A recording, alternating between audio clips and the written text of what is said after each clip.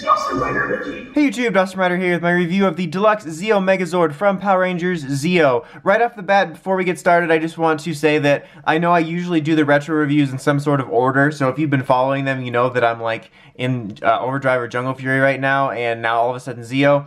I decided to just go a little bit more random from here on out, so that way I'm not holding myself back from reviewing something, because previously when I was more so going in order, I would hold back on things I could have easily reviewed while I was searching for something else. So from now on, it's just going to be a little bit more random as I'm finding things from storage and buying new things, and that way I don't have to be like, well, I could review this Megazord, but I haven't finished the last season, so I've kind of freed myself of that, so I just wanted to make that little announcement. I'll probably mention it in the first few out-of-order ones. Anyway, now that I wasted 30 seconds on that, let's go ahead and start. We'll take a look at the Zords individually first.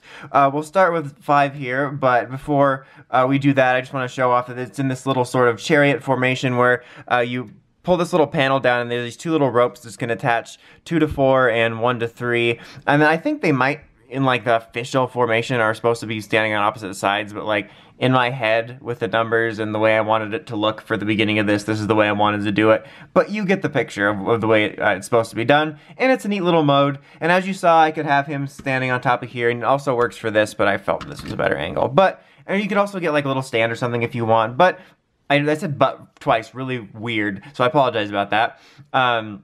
Anyway, I think it's just kind of a neat mode. It's not really like, you know, revolutionary. You don't have to do anything special to it. It doesn't really change the look of the Zords, but it's kind of just neat and not something you see very often, and it's kind of unique to have this be able to happen, and it hides itself pretty well. It's not like these strings are just hanging out or anything.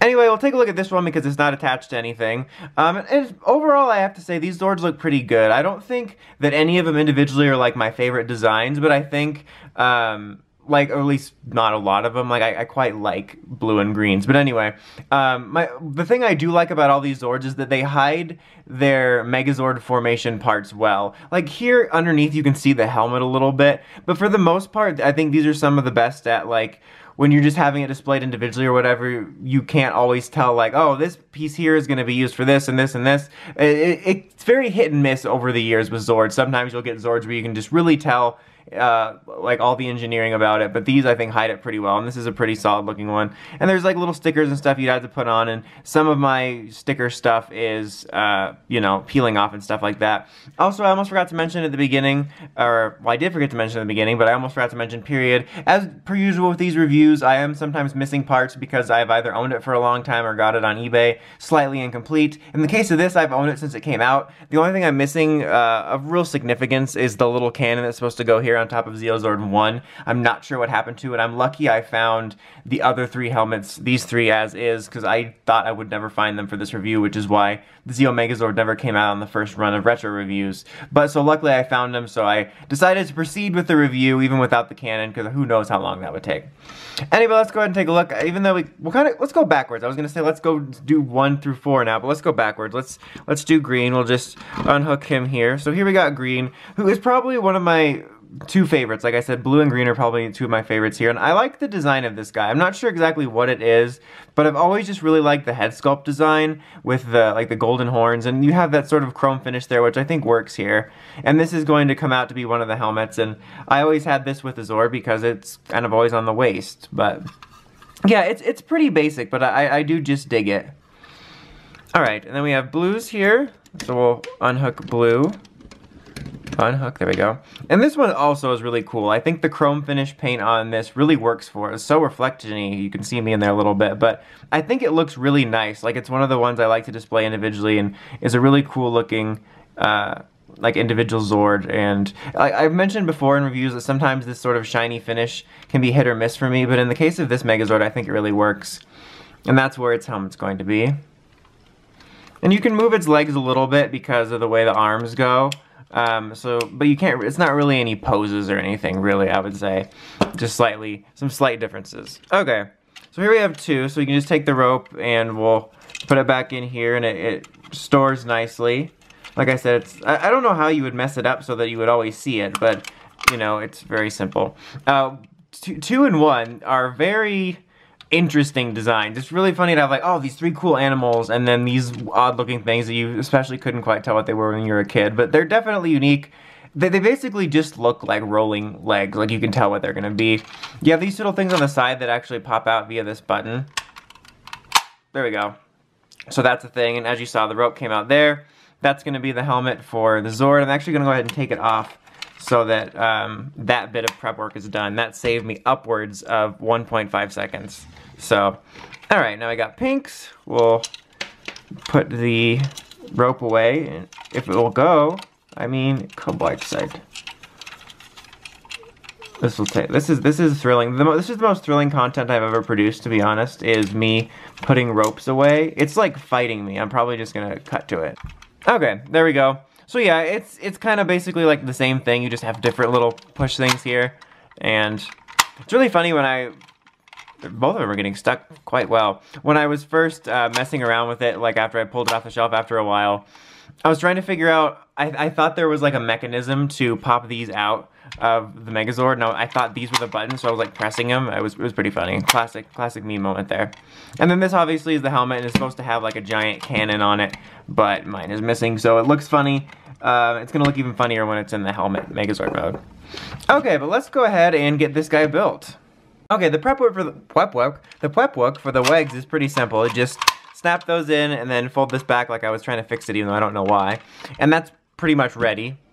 Same thing for 2, after you've put in the little turbines and then the ropes if they're out, and take off the helmet, obviously. I suppose if you really wanted, you could leave it dangling there on the back, but it's definitely more efficient to do it that way.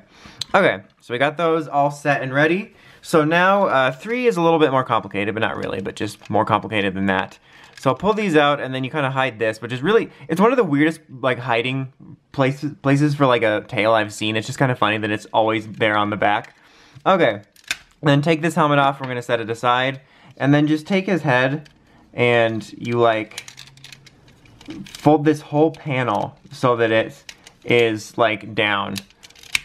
And it's kind of weirder on the way back, like when you're transforming it back, because you have to fold this and then do that. It's not that weird. It's just kind of, you look at it and think it's going to be one step, but fold it back and down so you have the chest piece there.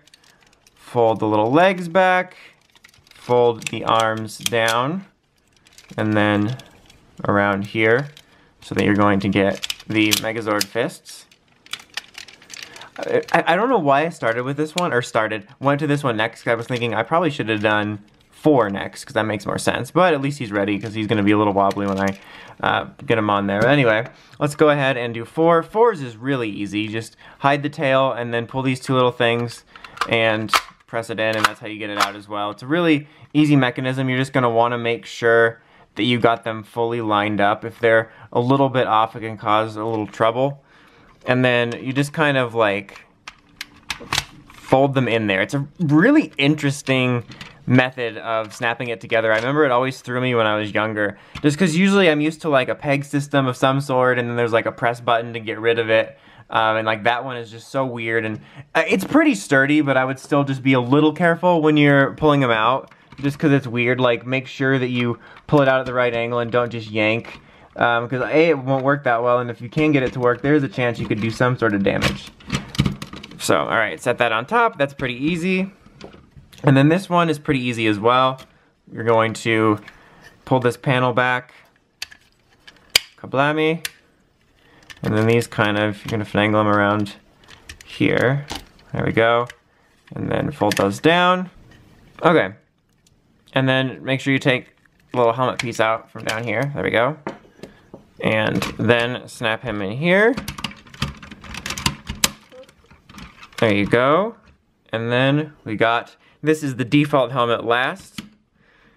And then sword. I got the sword right here. And there you have the default Zeo Megazord, which is pretty cool. It's always been one of my more favorite designs. I'm not sure where it would rank in terms of like a top or anything like that, but it is one of my more favorite designs. I always thought it was really cool. And I always felt like I know obviously that it was O Rangers design initially, but just like the look of it kind of really lent itself to the new era of Power Rangers after moving past MMPR, because like I felt these reminded me of like the horns on the original Megazord, and it looked very much like the next step. I don't know. That was just kind of my thinking when I was younger. But I always really liked it. I think it has this really cool like ancient warrior, like you could see the scuffs there from being old, I'm sorry, but like, you know, kind of guardian look, and the chrome like pieces on here I think really work well all together with the shoulders, and then like the Sphinx here, and then the horns, and it works well. I think it's a really nice looking Megazord, and I think it holds up well for being a Megazord release from the early 90s, especially in terms of like bulk. I mean, it's still not like 100% accurate to the show, but you know, you get some that are either too skinny or too fat, and this one isn't, like I said, perfect, but it's pretty solid in terms of the way it should look proportion-wise, which I think is nice. The arms seem a little bit long compared to certain ones, like it's just kind of unusual, which I'm not sure exactly how that compares to the show, you know what I mean, like exactly, but just I'm not used to having such long and skinny arms on a Megazord. I'm used to them being these little blocky stubs. Anyway, so as I said, you can switch out the helmets, each individual. The default one that's always used is 5s. Let's go ahead and get pinks over with. Looks kind of weird without the cannon. It looks much more impressive with the cannon on there. Then you got 2, which has 2 cannons. You can snap it in. I'm just going to kind of rest it there because, well, maybe not. But I was just going to say that, like, 5 has a tendency to want to come out a lot. But there's that one. And then you can be like, pew, pew, pew, pew. Those are like realistic. I'm sorry I blew you away with those realistic laser noises, but I had to do it for the authenticity. Like, 5 has a hard time staying in, and it's kind of annoying when you're trying to do that. So that's the only thing that was going on about that, where I was gonna I'm just gonna rest it on there. All right, 3s, there's a little bit of prep work. Hold on, guys, get your pens and pencils out. No paper though, just pens and pencils. Just write wherever, and then boom. Okay, you got that? Okay, I was just making sure. I'm just gonna rest that one there. But there's that one. And then the last one is greens, which is on here, which is probably, my favorite's probably honestly the default one, but that's probably my second favorite one. I think it looks pretty cool.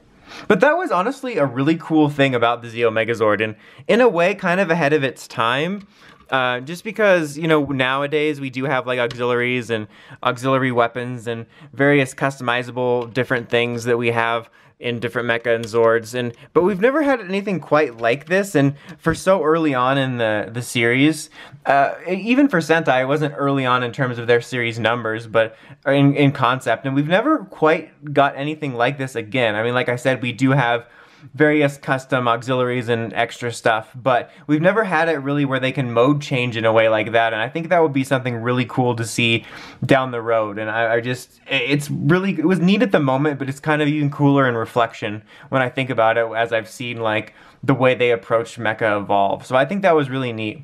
But overall, I think this is a really nice Megazord. I think it holds up really well. If you're a Zeo or an O-Ranger fan, I can definitely recommend tracking it down. It's one of the good ones. Anyway, that's about it. Until next time, don't forget to like, comment, subscribe. Dawson Rider, signing out.